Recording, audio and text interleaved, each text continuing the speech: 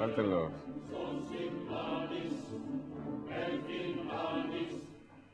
Buenas noches, bienvenidos a Palabra de Honor. Todos sabemos que el 25 de mayo es una efeméride de las más celebradas en la Argentina, porque ha sido un hito en nuestra historia muy importante, pero como todo acontecimiento histórico puede ser analizado desde perspectivas diferentes. La idea hoy con Eduardo es, en lugar de tener a un invitado al que entrevistemos, vamos a conversar nosotros sobre esta fecha importante en la historia de nuestro país. Sí, yo les recomiendo que se queden a la conversación, porque yo voy a conversar con el historiador contemporáneo, en mi opinión, que tiene un enfoque absolutamente distinto al enfoque oficial. Un enfoque de la Semana de Mayo ubicado desde el interior del país. Y eso no es un tema que normalmente se escucha y se lee en los libros. Adelante entonces.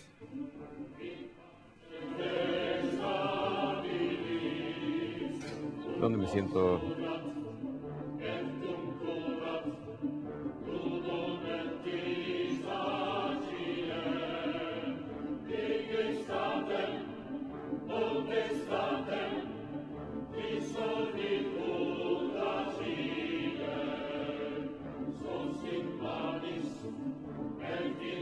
Morecia Allende, Ibáñez Padilla, Administración de Propiedades y Consorcios, Claridad y Confiabilidad. Morecia Allende, Ibáñez Padilla.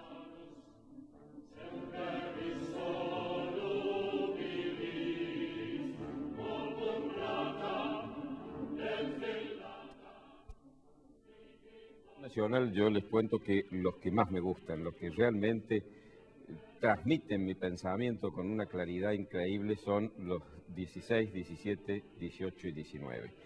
Y precisamente quiero hablar del primero de ellos, del artículo 16 de nuestra Constitución. Ese artículo que establece el principio republicano de la igualdad de los ciudadanos ante la ley. Aquel que dice que no existen prerrogativas de sangre, ni títulos de nobleza, ni privilegios de tipo personal, que todos los ciudadanos somos iguales ante la ley y admisibles en los empleos sin otra condición que la idoneidad. Esto es fantástico. Esto nos hace ya no súbditos, sino ciudadanos, cada uno de nosotros único, irrepetible, protagonista, acreedor de todos los derechos y garantías que la Constitución sanciona. Y no podemos ser despojados de esos derechos por ninguna autoridad. Y nadie puede estar encima de otro.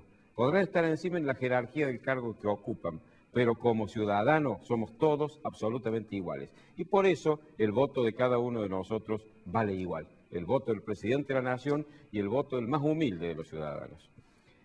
Ahora bien, analicemos que esta igualdad ante la ley, en la propia Constitución, le pone un límite, una condición.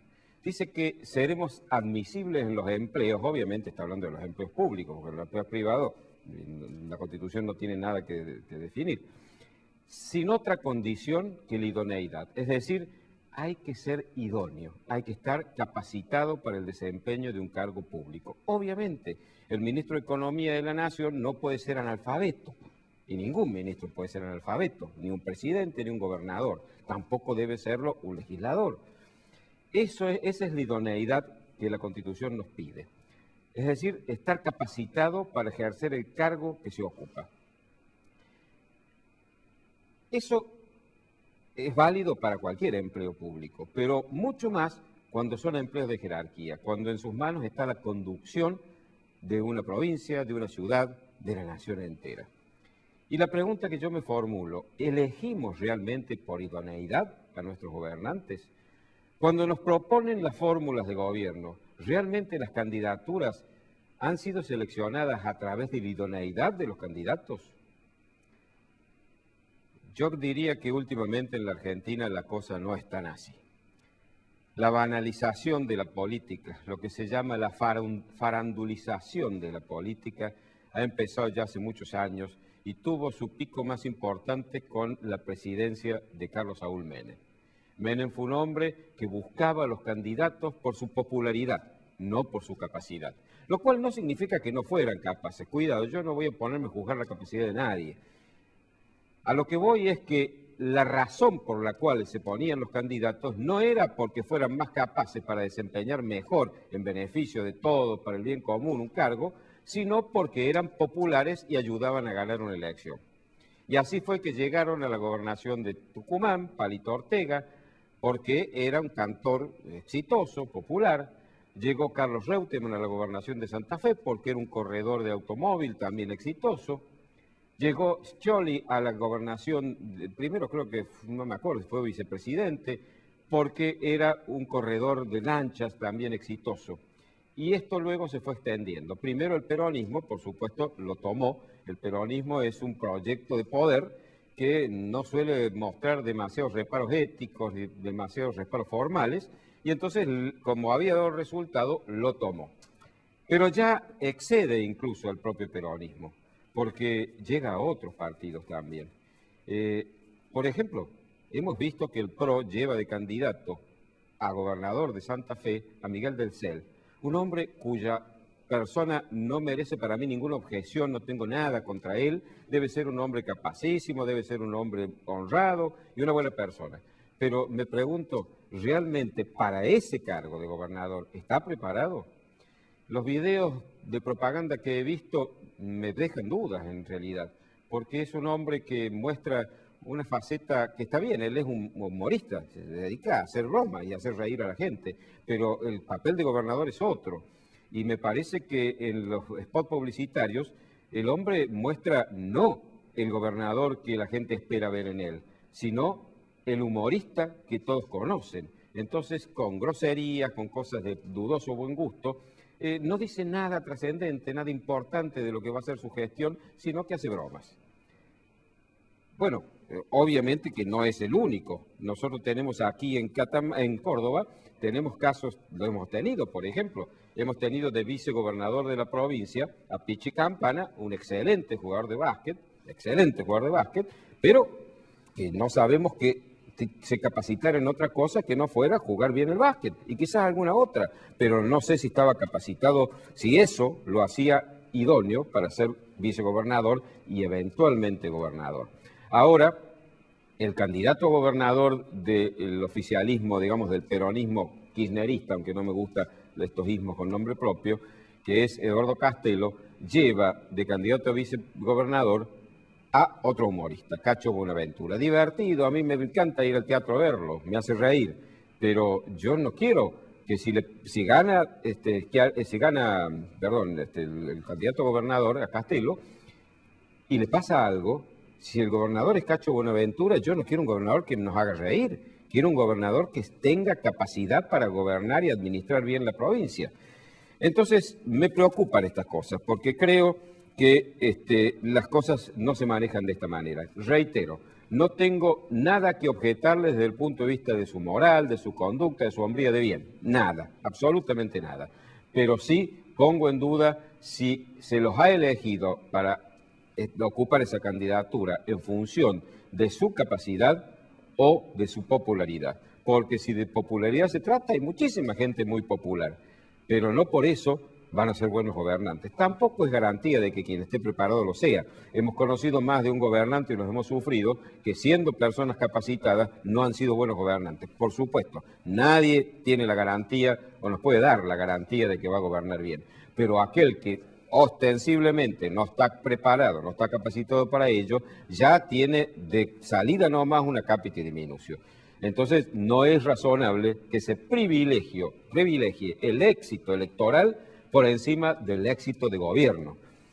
Yo recuerdo aquella anécdota cuando el doctor Ramón J. Cárcano terminaba su primer mandato como gobernador de Córdoba, ganaron las elecciones el binomio radical encabezado por el doctor Eufrasio Loza. Cuando se hizo la transmisión del mando,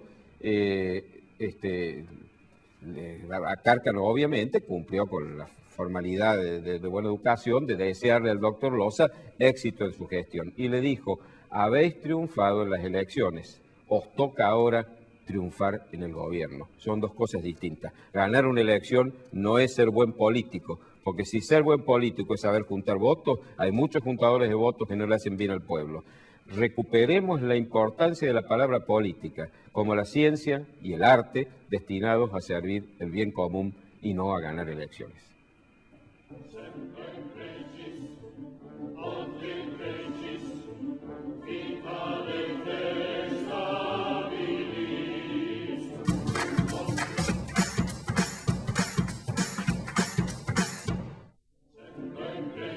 Moresi Allende, Ibáñez Padilla, Administración de Propiedades y Consorcios, Claridad y Confiabilidad. Moresi Allende, Ibáñez Padilla. Centro Tomografía Computada Córdoba Sociedad Anónima. Instituto Ulton, líder en diagnóstico por imágenes. Primer instituto de cirugía ambulatoria mínimamente invasiva del interior del país. Avenida Vélez Arfiel 562, Córdoba, Argentina. Teléfono 0351 426 7700.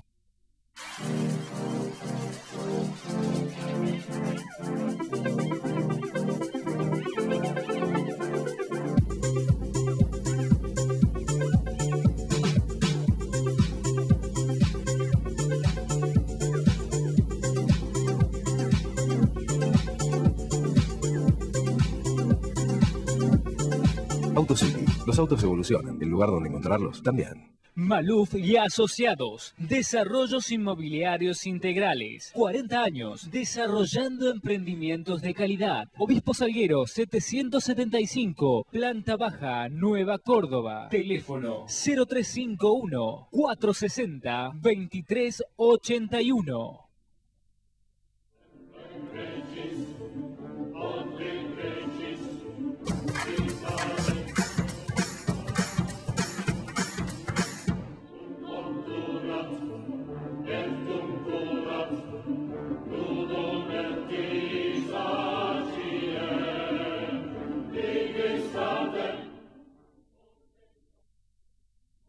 Alternativa para futuro presidente de la República, Scioli, el kirchnerismo. El kirchnerismo es una fracción del peronismo que tomó vuelo propio. Hoy vamos a analizar la segunda, Massa. Massa es peronismo. Quiere decir que es otra alternativa peronista. ¿Qué es el peronismo? Para analizar el peronismo no voy a empezar con Perón, tengo que empezar antes. Voy a empezar con un presidente militar de un gobierno de facto. Ese presidente, que fue Pedro Pablo Ramírez, el general Ramírez, era una persona muy católica y estaba imbuido por la doctrina social de la Iglesia, las encíclicas papales. Entonces pidió que se abriera una secretaría especial para manejar estos temas.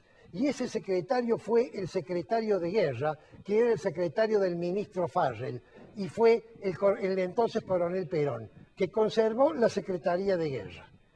¿Qué descubrió Perón cuando trató estos temas sociales en la Secretaría de Trabajo y Previsión Social? Descubrió que en Buenos Aires estaba ocurriendo lo mismo que él había visto en Italia cuando estuvo de agregado militar en la época fascista. Primero, una masa crítica de población de clase obrera que todavía no estaba encolumnada. Esa población es la inmigración interna que genera el general Justo cuando hace la industrialización liviana en la República Argentina. En ese momento el 30% de la población estaba hacinado en las villas de emergencia de Buenos Aires. Y esa población, embanderada detrás de un líder sindical con una gran presencia carismática, como era Il Duce, es lo que repitió Perón en la República Argentina. Y entonces se convirtió en el líder del movimiento y ganó las elecciones. Y cuando fue presidente, convalidó con el Congreso todos los decretos sociales que él había hecho en la gestión de Ramírez y luego en la gestión de Farrell. Esa gestión de Perón es positiva, yo diría que es muy positiva. Perón también tiene dos actuaciones muy positivas. ¿Cuáles fueron? La primera fue el voto femenino. El voto femenino se puso en la presidencia de Perón. Y la segunda fue el reconocimiento de la patria potestad compartida, no solo el varón, no solo el padre, sino también la madre. Después de eso, Perón no dejó desaguisado por hacer. Cooptó el Congreso, cooptó la Suprema Corte de Justicia, no cooptó, los echó a todos. Luego implantó el populismo y al implantar el populismo pulverizó la doctrina del trabajo que traían los inmigrantes italianos y centroeuropeos, que habían forjado la Argentina progresista. Y después de eso, ¿qué hizo? Se dedicó a generar poder en todos los estamentos que pudo. Y al final modificó la Constitución. Él, que se había opuesto a la reelección, aceptó la reelección, modificó la Constitución, hizo una reelección indefinida, volvió a ser presidente y entró con el 30% de inflación. Perón era populista, pero no era tonto, como otros gobernantes que vinieron después. Sabía que esa situación no podía existir, porque el populismo se paga de tres maneras. Con el ahorro anterior, con una circunstancia favorable que no dura, y luego desafectando el orden de la economía que lo van a pagar los que siguen. Perón hizo una serie de normas ortodoxas, no digamos liberales, pero ortodoxas, y bajó la inflación al 3% en un año y pico.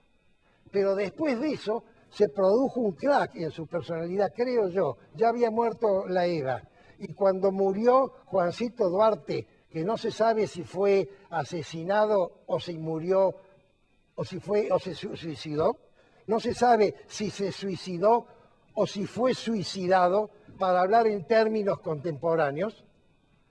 Perón se descalabró y vino el 5x1, vino las persecuciones, vino los encarcelamientos, vino la lucha contra la Iglesia y fue derrocado.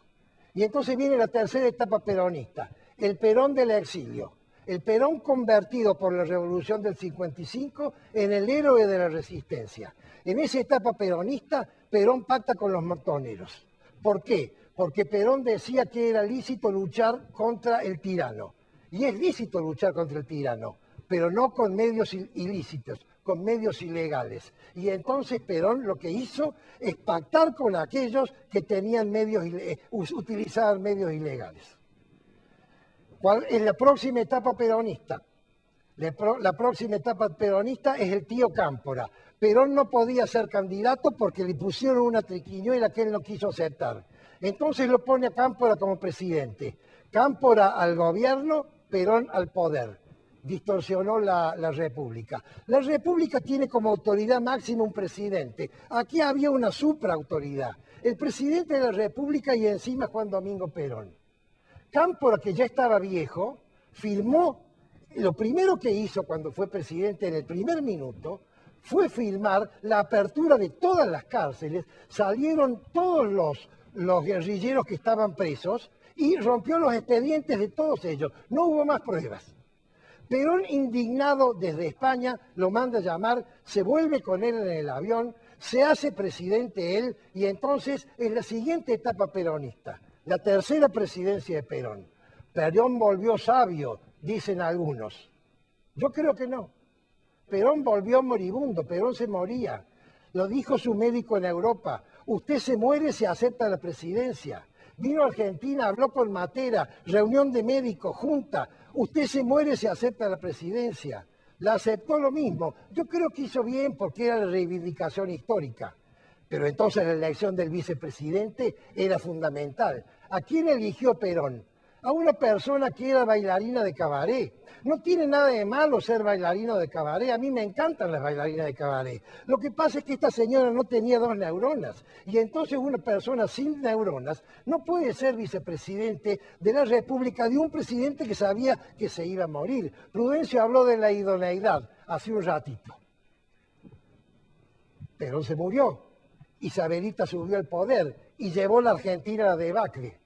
¿Cuál es el siguiente gobierno peronista? El siguiente gobierno peronista, si mal no recuerdo, es Menem. Menem cambió el país. Cambió el país porque luchó contra la hiperinflación y la derrotó. Y sacó una inflación de 50 años. Y una vez que logró eso, se dedicó a llevar agua a su molino. Inventó la corrupción institucional. ¿Saben lo que es eso? Utilizar las instituciones, no para el fin que han sido creados, sino para el provecho de él y de su camarilla. Y luego cambió nuevamente la Constitución, segundo presidente peronista que cambia la Constitución para ser reelecto. Luego de Menem viene el Adolfo. El Adolfo fue nombrado por pocos meses, por pocas semanas para llamar elecciones. Se creyó que se iba a quedar hasta el final y tomó una de las decisiones más trascendentales de la Argentina, no pagar la deuda, convertirse en moroso. No me preocupa tanto lo que hizo el Adolfo, me preocupa más el aplauso del Congreso que lo tengo grabado en mis retinas. El Congreso de la República Argentina festejando que nos convertíamos en personas que no cumplíamos con los compromisos económicos. ¿Y el Adolfo qué hizo? Renunció. ¿Por qué? No lo sé. Él no dio explicaciones. Dijo solamente esto: me dejaron solo y me apagaron la luz. Si hubo una amenaza mafiosa, si no hubo una amenaza mafiosa, él debería haber explicado por qué se fue. Si hubo una amenaza mafiosa, él debería haberla denunciado. Tenía esa obligación con los ciudadanos de la Argentina. No lo hizo. No sabemos por qué se fue, aunque sí lo sospechamos. Viene después Duhalde. Duhalde quería arreglar el desaguisado que hizo Menem cuando él fue uno de los responsables con Menem en la pugna que hubo entre la Nación y la provincia de Buenos Aires. E hizo la más grande transferencia de divisas, de patrimonio, de un sector de la población al otro en la historia de la República Argentina. Y como frutilla del postre de regalo, cuando se tenía que ir, nombró de candidato a presidente, que era figura puesta, a Kirchner, sabiendo lo que era Kirchner, porque Kirchner traía antecedentes de sus gobiernos en la provincia patagónica. ¿Por qué lo eligió él a Kirchner? Únicamente porque era peronista y únicamente porque él creía que iba a haber una gestión solidaria que Kirchner nunca tuvo con él. Mis queridos amigos, y después vino Kirchner, ya hemos hablado de él. Massa es el candidato de este partido. Mis queridos amigos, no tengo más reflexiones que hacerles. Les he hecho una pequeña síntesis de toda la historia del peronismo. Ustedes tendrán que elegir si quieren pan para hoy y hambre para mañana, como hemos elegido durante todos estos decenios, o si queremos empezar a trabajar en serio y forjar un país que nos va a costar forjarlo, pero que cada paso que demos es un paso que va a quedar para el futuro. Cuando tengamos que decidir, ya tenemos analizados dos candidatos, Massa y Scioli. Y próximamente analizaremos entonces a la tercera alternativa, que es Mauricio Macri. Es palabra de honor.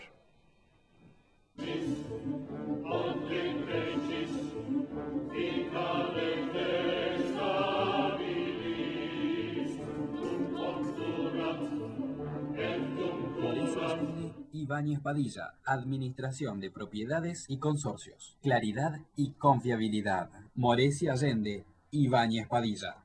Maluf y Asociados, Desarrollos Inmobiliarios Integrales. 40 años, desarrollando emprendimientos de calidad. Obispo Salguero, 775, Planta Baja, Nueva Córdoba. Teléfono 0351 460 2381. Centro Tomografía Computada Córdoba Sociedad Anónima. Instituto Ulton, líder en diagnóstico por imágenes. Primer instituto de cirugía ambulatoria mínimamente invasiva del interior del país. Avenida Vélez Arfiel 562, Córdoba, Argentina. Teléfono 0351 426 7700.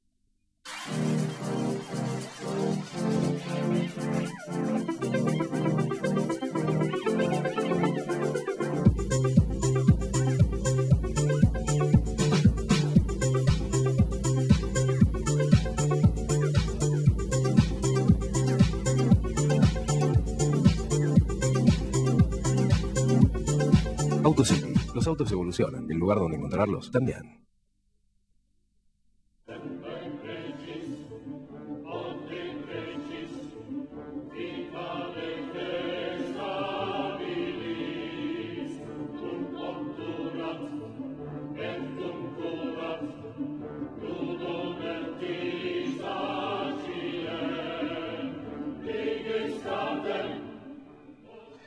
En la Semana de Mayo lo lógico es que hablemos de la Revolución de Mayo. Y yo en este caso quiero hablar desde una óptica diferente porque lo tenemos a Prudencio y lo queremos aprovechar. Prudencio, ya lo dije en la apertura, es un historiador que ha presentado un enfoque diferente de la Revolución de Mayo. En realidad ha presentado un enfoque diferente de toda la historia argentina. Pero empecemos con la Revolución de Mayo. Este libro, Luces y Sombras de Mayo, es un libro en donde él explica su posición. Y es un libro, ¿dónde lo pongo acá? Y es un libro sobre el cual vamos a hablar hoy algunos temas porque no vamos a tener tiempo de hablar tanto, ¿cierto? Prudencio, yo quiero empezar por antes del principio. Yo quiero empezar para hablar de la Revolución de Mayo, que hubo un cabildo abierto, que nos expliques lo que significa cabildo, la institución cabildo. Y si te tienes que remontar a otro continente, no hay problema. No es necesario. El cabildo sin duda es una institución que nos viene de España. Era, yo diría, el gobierno autónomo de las ciudades y villas. Es decir, cuando una población alcanzaba cierta dimensión, adquiría la facultad de gobernarse a sí misma en lo que hacía el ámbito urbano y su área de influencia, a través del cabildo, es decir, elegidos por los propios vecinos. Incluso en algunos cabildos en España había para unas bancas, digamos, para el estamento noble y otro para el estamento plebeyo. Es decir, era un organismo para la época de una gran representatividad y nuestras primeras ciudades tuvieron cabildos.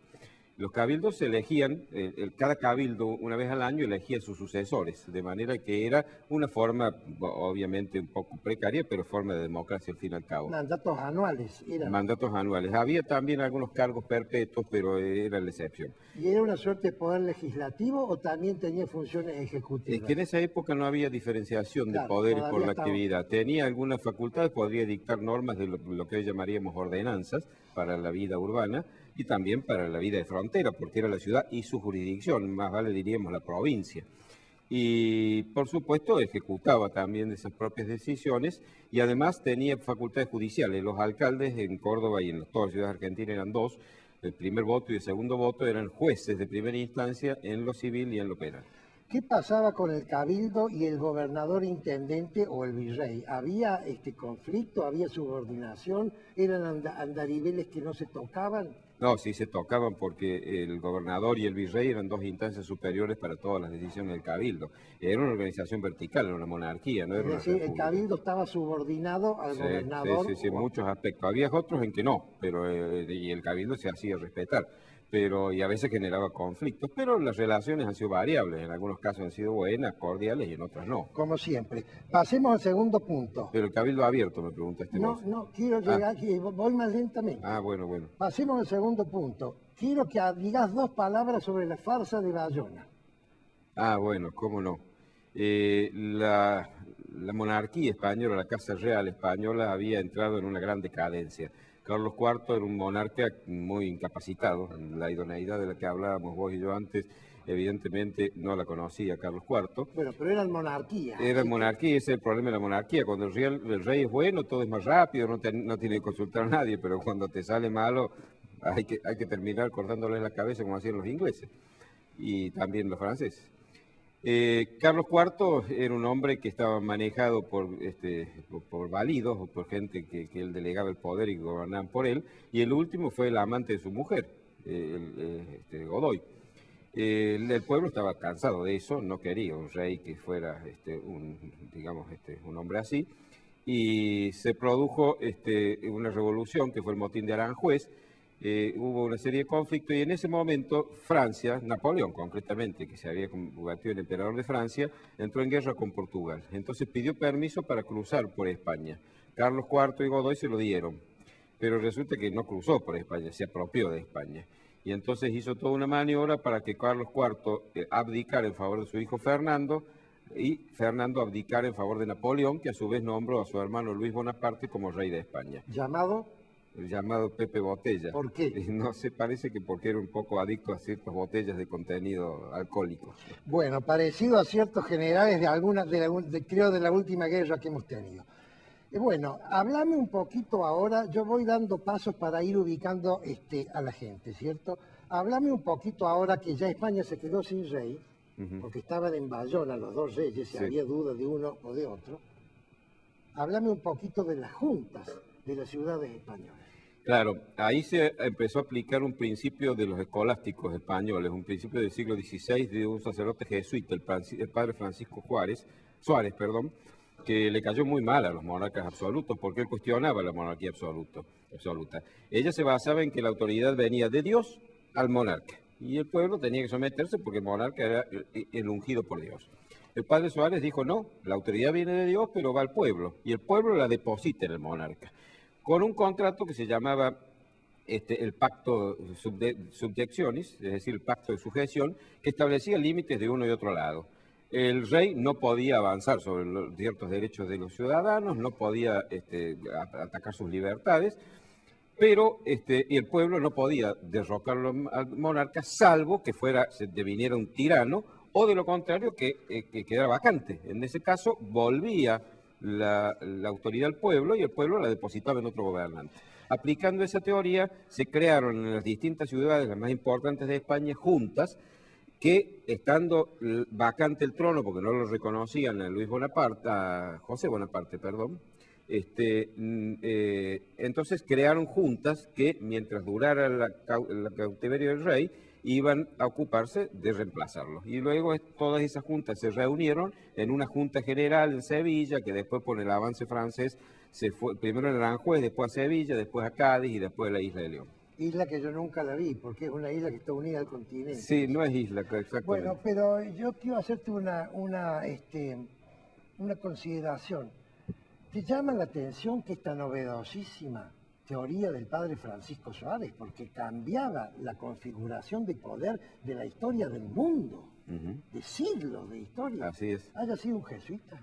No, en absoluto, en absoluto. Los jesuitas han sido siempre molestos para los monarcas absolutos porque precisamente ellos propiciaban una serie de ideas que no reconocían esta facultad que venía de Dios y que el monarca estaba ungido por la divinidad. No, evidentemente tenían una concepción, yo diría, proto-republicana. Quiere decir que las ideas novedosas de nuestro Papa actual, que también es jesuita, no nos deben llamar la atención, entonces. No, la Compañía de Jesús se ha caracterizado por ser una de las órdenes, yo diría, más innovadora y de hombres más pensantes. Bueno, háblame de la Pepa. Bueno, lo cierto es que estas Cortes de Cádiz, porque al final el Consejo, la Junta General en Cádiz se disuelve y delega sus facultades en un Consejo de Regencia. Este Consejo de Regencia convoca a las Cortes, es decir, al Parlamento, y sanciona las Cortes la Constitución, una Constitución realmente como la de España o Inglaterra o Holanda hoy, en donde había una monarquía totalmente controlada por el Parlamento, donde el rey reinaba pero no gobernaba. Que España se perdió la oportunidad de tenerla a comienzos del siglo XIX. Hubiera cambiado la historia de España. Totalmente. Y sancionó la Constitución de Cádiz de 1812. Cuando eso ocurre acá, en algunas capitales de virreinato empiezan a crearse el clima para crear juntas de gobierno a la usanza de las ciudades españolas. Y aquí viene, digamos, la etapa ya americana de este proceso. Bueno, pero ya eso lo dejamos para la segunda parte, pero antes explícame por qué le pusieron Pepa y Viva la Pepa. Porque fue sancionada el 19 de marzo de 1812 y el 19 de marzo en el calendario litúrgico católico se celebra a San José. Y vos sabes que los José tienen como sobrenombre Pepe. Y de ahí viene la famosa frase, Viva la Pepa, que decían los españoles. Así es. Un pequeño corte y ya volvemos.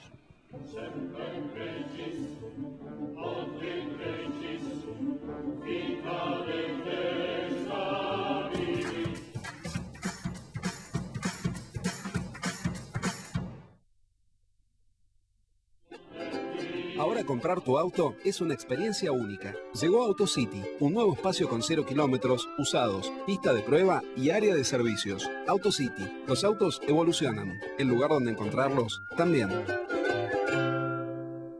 Morecia Allende, Ibáñez Padilla, Administración de Propiedades y Consorcios. Claridad y confiabilidad. Morecia Allende, Ibáñez Padilla. Centro Tomografía Computada Córdoba Sociedad Anónima. Instituto Ulton, líder en diagnóstico por imágenes. Primer instituto de cirugía ambulatoria mínimamente invasiva del interior del país. Avenida Vélez Arfiel 562, Córdoba, Argentina. Teléfono 0351 426 7700.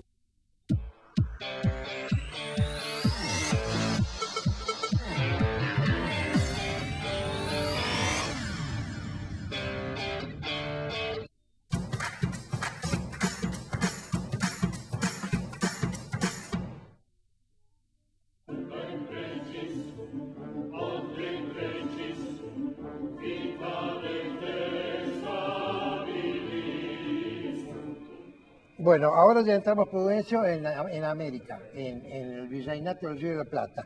Pero quiero un enfoque tuyo de un tema que normalmente no se habla. ¿Cómo estaba Buenos Aires respecto a Montevideo? Ya estaba el lío en Montevideo. Y esta sacada de este virrey no fue la primera sacada, es decir, ya había un antecedente. No sé si me explico en lo que te quiero preguntar. Sí, perfectamente. Ya Buenos Aires había tenido el antecedente de derrocar a Sobremonte. Porque esa falsa acusación, Sobremonte fue con un ejército de 1.800 hombres a salvar Buenos Aires, y para eso se vino a Córdoba, de la misma manera que Liniers se fue a Montevideo. Y bueno, la ingratitud de los porteños para con Sobremonte fue tal que lo acusaron de cobardía cuando iba a la cabeza de un ejército a liberarlos, y además hasta algunos se animaron a decir que había querido robar el tesoro real, que el Cabildo de Buenos Aires fue el que le obligó a que se lo entregaran a los ingleses. Es decir, hubo una serie de perfidias allí. Habían derrocado uno y bueno, derrocaron el segundo. Pero el tema es el siguiente. Pero antes de eso, ¿qué pasó con el lío? ¿El lío se cegó, ofuscado por esa situación? El lío era gobernador de la base militar de Montevideo, sí. Entonces, después de la destitución de Cisneros, fue nombrado por el... ¿De Sobremonte? No, de Cisneros. ¿De Cisneros? De Cisneros, no, los Sobremontes anteriores, 1807, 1806. El lío es nombrado virrey del Río de la Plata y en definitiva el triunvirato de Buenos Aires, ya después de la revolución, le reconoce y le jura lealtad. O sea que el último virrey no fue Cisneros, fue el lío, reconocido por el triunvirato. Pero el tema es el siguiente, que yo quisiera señalarlo bien. Que se creara juntas en las ciudades de todos los virreinatos y de todos los reinos de Indias, digamos, era lógico, era lo que había ocurrido en España. Estas ciudades tenían las mismas facultades que las ciudades españolas, tenían derecho a hacerlo. Que se hiciera la primera del Virreinato del Río de la Plata en su capital parece lo más lógico también.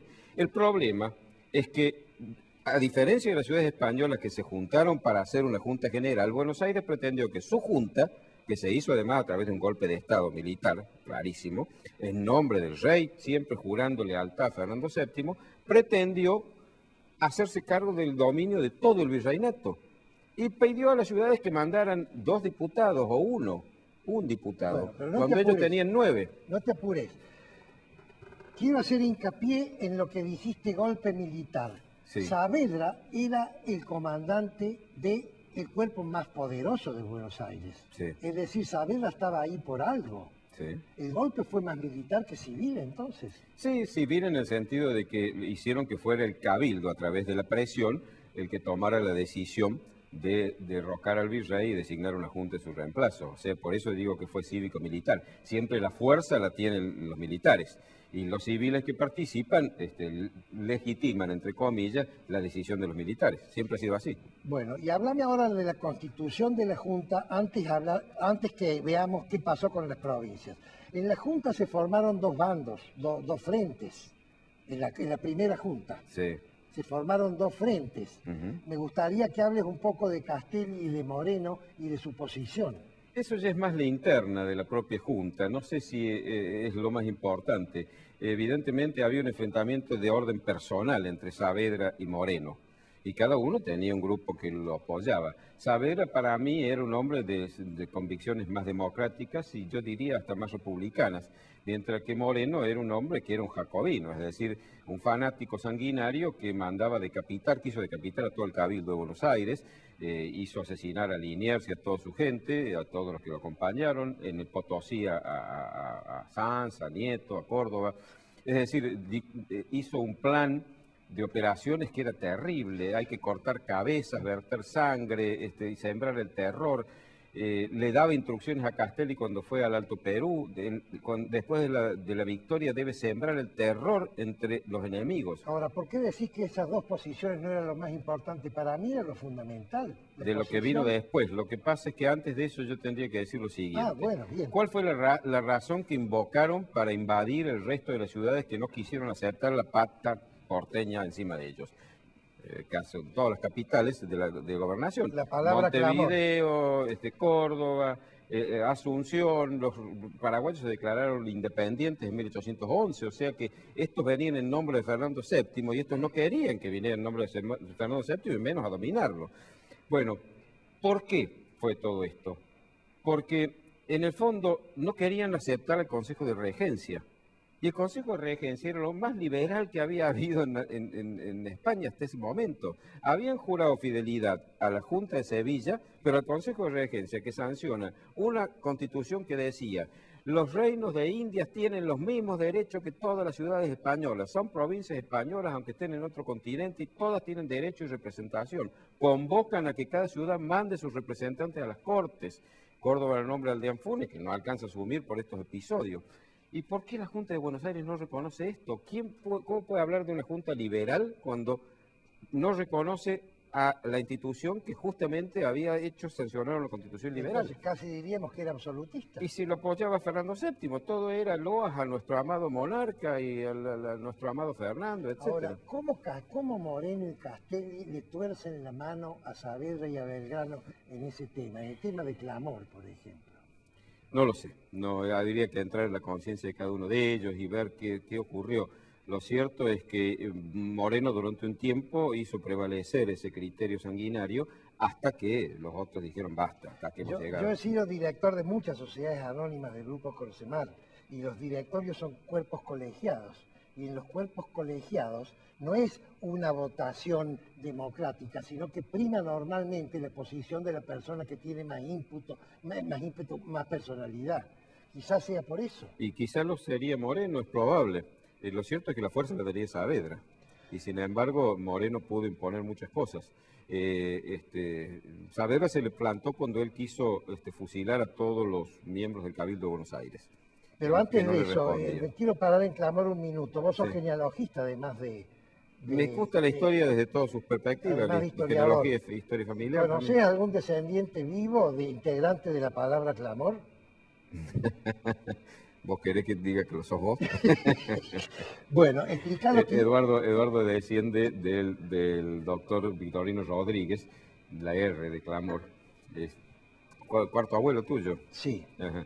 Que fue una de las víctimas, los asesinados en Cabeza de Tigre, ex gobernador interino de Córdoba. Tengo ese honor que no me da ningún mérito y me da muchísima responsabilidad, que por supuesto nunca he sabido honrarla, porque era una persona importantísima. Pero confesión de parte, relevo de prueba. Volvamos al tema, Prudencio. Sí. Estabas explicando cuando Saavedra dijo basta.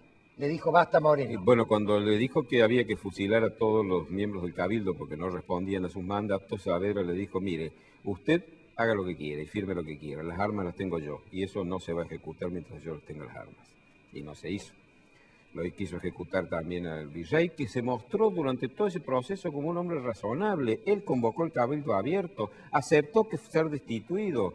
Incluso dijo: no pueden ustedes decidir nada sin convocar el resto del virreinato, ustedes no tienen autoridad para decidir por sí solos, son la capital, nada más, no son los dueños del virreinato. Y bueno, a los que no aceptaron, que fueron, como digo, casi todas las capitales de gobernación, mandaron ejércitos de ocupación, fusilaron a los que no se sometían en nombre del rey.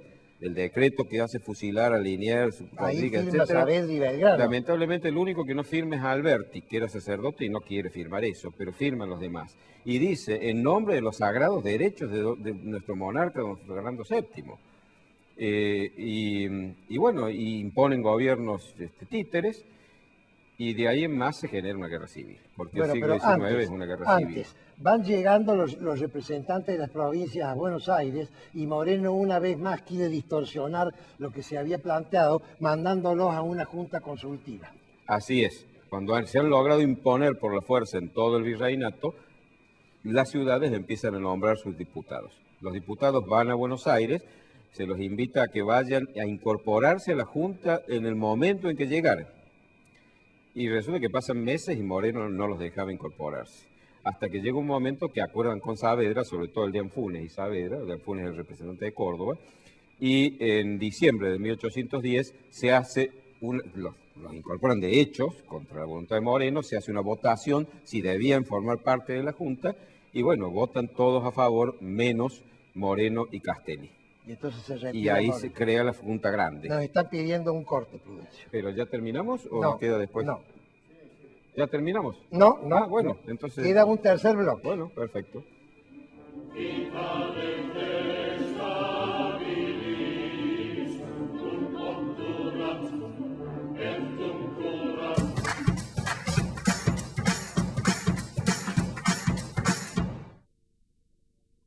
Morecia Allende, Ibáñez Padilla, Administración de Propiedades y Consorcios. Claridad y confiabilidad. Morecia Allende, Ibáñez Padilla. Centro Tomografía Computada Córdoba Sociedad Anónima. Instituto Ulton, líder en diagnóstico por imágenes. Primer instituto de cirugía ambulatoria mínimamente invasiva del interior del país. Avenida Vélez Arfiel 562, Córdoba, Argentina. Teléfono 0351 426 7700.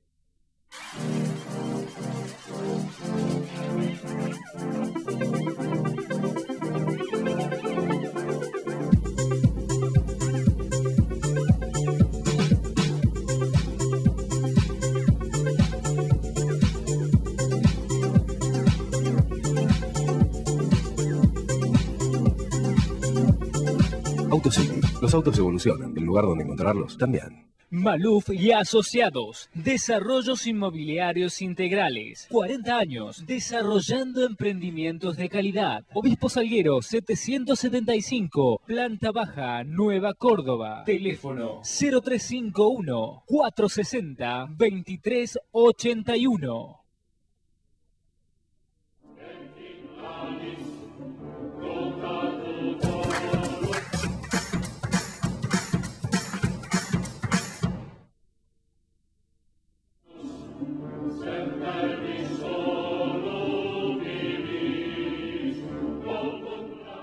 Bueno, hemos quedado entonces en esta situación. Llegan los diputados a Buenos Aires, Moreno pretende que se incorporen a otra junta, hay una segunda confrontación con Saavedra, Saavedra triunfa y entonces Moreno renuncia, se retira, se toma un barco y se va a Inglaterra. No, se va mandado con una renta muy alta, representación ante la Corte Española de la Junta. Bueno, no voy a hablar del abanico negro ni nada de eso. Eso ya son Voy a hablar de lo que historietes. siguió. Viene el desastre de Huaki, es decir, el ejército del norte, que había tenido triunfos, tiene este desastre en Desaguadero, vuelve derrotado y lo convencen a Saavedra, presidente de la Junta, que deje el poder en Buenos Aires y se vaya al ejército del norte a tomar este ejército y deja la Junta en Buenos Aires en manos, ya no estaba Moreno, pero ya estaba Rivadavia, ¿cierto? Rivadavia empezaba recién, sí, empezaba. ¿Cómo una persona que maneja poder decide dejar el poder que lo pone en el cargo al cual va a ir, sabiendo que es muy probable que haya en Buenos Aires un contragolpe y ocurra lo que ocurrió, que es que lo saquen y entren en el escarnio? Claro, eso son enigmas que la historia no puede responder con certezas, porque no lo sabemos, tendríamos que haberle preguntado a él. Uno puede hacer conjeturas, puede pensar por qué lo hizo. ¿Por qué era razonable mandarlo a Saavedra? Sí, porque Saavedra era altoperuano, era nacido en una aldea que estaba entre Sucre y Potosí. De manera que con los altos peruanos había que arreglar, porque Castelli y Monteagudo habían hecho tales atrocidades, violaciones, asesinatos, se vestían de curas y se celebraban, falseaban misas. Se pusieron la población en contra. Y la población empezó, a los fascinerosos porteños le llamaban. Es más, lo dice, yo no me acuerdo si es Viamonte, que dice, nada hay más dulce aquí que la sangre de un porteño. Les dice desde allá, dice, acá nos odian, porque hicieron iniquidades. Entonces había que arreglar. El Alto Perú era una zona riquísima y tenía la única casa de moneda en Potosí que había en todo el virreinato. Lo cierto es que sí, cuando Saavedra se va, grave error, los morenistas copan destituyen la Junta, mandan a los diputados a sus respectivas ciudades, al Deán Funes lo meten preso, y bueno, obviamente centralizan de nuevo el poder absoluto. Y ahora vamos al presente, aprovechando la enseñanza del pasado, que es la riqueza más grande de la historia, a mi gusto. Es para lo que realmente sirve la historia, claro, para no repetir los errores. A los chismosos también les gusta la historia de adentro, que eso también tiene sabor. Sí, a mí me encanta la historia por sí misma, pero digamos, como maestra la enseñanza que uno puede sacar es esa. Este centralismo en ciernes, o que ya se instaura definitivamente, y que dura de alguna manera hasta el día de hoy, yo quiero que vos expliques la diferencia que hay, no sé si lo explicas en el libro, pero yo te lo he escuchado en una conferencia. Vos haces una diferencia entre lo que es el sistema unitario de gobierno, que es un sistema administrativo, y lo que es el centralismo, que es una deformación. Me gustaría que expliques un poco eso. Claro, el sistema unitario es un sistema donde el poder político está centralizado, pero se supone que si funciona bien, la distribución de la riqueza, en fin, del desarrollo es equitativa. En los países relativamente pequeños, de territorio pequeño, funciona bien. En Uruguay funciona bien, en Inglaterra funciona bien, en Francia no funciona demasiado bien. Yo creo que ya se ha pasado a un federalismo o se está pasando. Y en Francia se está pasando porque ven que el sistema no funciona. En España trataron de que funcionara y no funciona tampoco, han pasado a unas autonomías que ya cada vez hasta quieren separarse. Lo que pasa es que el unitarismo es un sistema digno de todo respeto que puede funcionar bien. En un país de 3 millones de kilómetros cuadrados y diferencias abismales entre las regiones, me parece que no va, no puede ir nunca. Y la prueba es la realidad. Pero peor que el unitarismo, si el unitarismo fuera ineficiente en este caso, es el centralismo. Porque el centralismo es la concentración de poder en forma terrible, poder político, poder económico, social, cultural, profesional, sindical. Y para beneficio de la metrópoli. Y termina, por supuesto, es lo que pasa hoy, es decir, todo el resto del país trabaja para pagarle los lujos a Buenos Aires, para que tenga subterráneos, trenes urbanos y suburbanos, que el resto del país no vio ni verán por mucho tiempo, con unos subsidios tremendos para que prácticamente viajen gratis. Me dirán, viajan mal. Sí, acá ni siquiera viajar mal podemos en tren porque no hay trenes. Entonces, allá pagan facturas de luz, de gas, de agua corriente, todo mucho más barato porque se lo subsidiamos nosotros. Quiero analizar las instituciones de centralismo actualmente. Empecemos por la maravillosa Constitución que se promulgó en la época de Menem, de acuerdo a los constitucionalistas cordobeses. Esa Constitución no da una participación más acorde a las distintas regiones. Yo diría que no tiene en cuenta la distribución demográfica de la República. Si la República tuviera unos habitantes distribuidos en forma lógica... uniforme, querés decir. Claro. Sería lógico que, que el presidente, por ejemplo, se eligiera por el voto directo de los ciudadanos.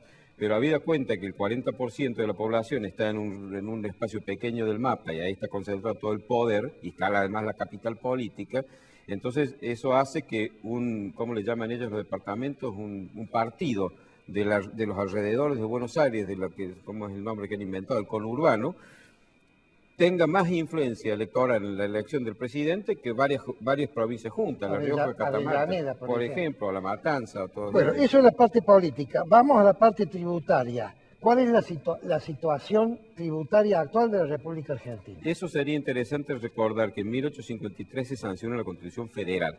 Buenos Aires no quiso participar, había sido derrotada, pero no quiso participar. Y el resto se da en una Constitución Federal que preveía que la nación tenía como recursos los aranceles del comercio exterior, las rentas de correo y el alquiler de la renta de los bienes de su patrimonio. Y los impuestos eran exclusividad de las provincias. Absoluta, con una sola excepción. En una situación de emergencia, guerra, conmoción interna, lo que fuera, una tragedia, una catástrofe, el Congreso podía imponer impuestos indirectos por tiempo limitado, iguales en todo el territorio. ¿Y la aduana de Buenos Aires? La aduana de Buenos Aires era del país, era nacional. En el 53 no, porque Buenos Aires no estaba. Después sí. Entonces ese sí, con excepción de la aduana de Buenos Aires. Pero no era para Buenos Aires. Sí, del gobierno nacional, por supuesto, pero eran muy modestos los aranceles, no había retenciones como ahora. Eran aranceles relativamente bajos porque se fomentaba el comercio exterior, no como ahora que se desalienta. Y bueno, poco a poco fue avanzando la nación, pero ojo, y acá esto no es un partido de fútbol entre porteños y provincianos, porque muchas veces me responden cuando digo estas cosas, ¿cuántos presidentes provincianos ha habido? ¿Cuántos legisladores, cuántos senadores hay de las provincias? Esto no es una cuestión de dónde nació una persona, es sino, una concepción. claro, ¿a qué modelo sirve? Claro. Digamos, la tragedia del centralismo argentino ha sido posible por la claudicación de los que fueron de otros lados a representar a sus provincias y se terminaron vendiendo. Perfecto. Quiero hablar de otro centralismo, nos queda poco tiempo. El centralismo económico. Nosotros hemos creado un enano con cabeza de gigante. El mercado está en Buenos Aires y su zona de influencia. ¿Cómo podemos hacer ahora que haya una repartición más uniforme cuando una empresa que se ubique lejos de este mercado tiene un costo adicional de flete? Bueno, lo primero es hacer que ese mercado no sea el más fuerte o por lo menos el único fuerte, empezar a abrir otros puertos y empezar a desarrollar en cada región por lo menos una ciudad que empiece a parecerse a las demás y a Buenos Aires. Por otro lado, ahora va a tener que actuar el Estado Nacional, va a tener que actuar para revertir esto, porque esto ya no se puede revertir solo por una competencia. Es como si vos y yo jugáramos una carrera, antes de partir te quiebro la pierna y te digo, partimos juntos, yo te gané. Estoy haciendo a 1000 metros tuyos y te digo, dale, alcanzame, vamos, corre vos igual, ya te curaste. Claro, No, ya hay una desigualdad tan grande que entonces, tiene que haber un orden superior. Por supuesto, entonces tiene que haber políticas que a mí no me gusta en un país donde esto no ocurre, como por ejemplo privilegiar la erradicación de determinadas industrias en algunos lugares, no a través de un manejo que termine beneficiando al cacique de turno, sino realmente una política bien hecha, hacer un sistema fiscal en concordancia con las provincias donde realmente se tribute, donde se produce un bien y donde está el directorio de la empresa. Las empresas más importantes de Córdoba, no las voy a mencionar, tienen su directorio en la Ciudad de Buenos Aires y tributan allí por un sistema perverso que se llama el convenio multilateral. Eso le generaría a esta Patagonia deshabitada un potencial extraordinario. Extraordinario. Córdoba produce el 25% de la soja, que es lo que está sosteniendo la economía argentina desde hace 10 o 12 años. Es decir, el 25% de ese enorme chorro de ingresos. Claro. Y Córdoba no recibe el 5% del concepto de coparticipación. Bien, Prudencio, se nos acabó el programa. Espero que les haya gustado esta charla, que sale un poco de la modalidad habitual, pero me parecía que siendo la semana de mayo, valía la pena hacerlo. Será entonces hasta el próximo lunes. Si Dios quiere.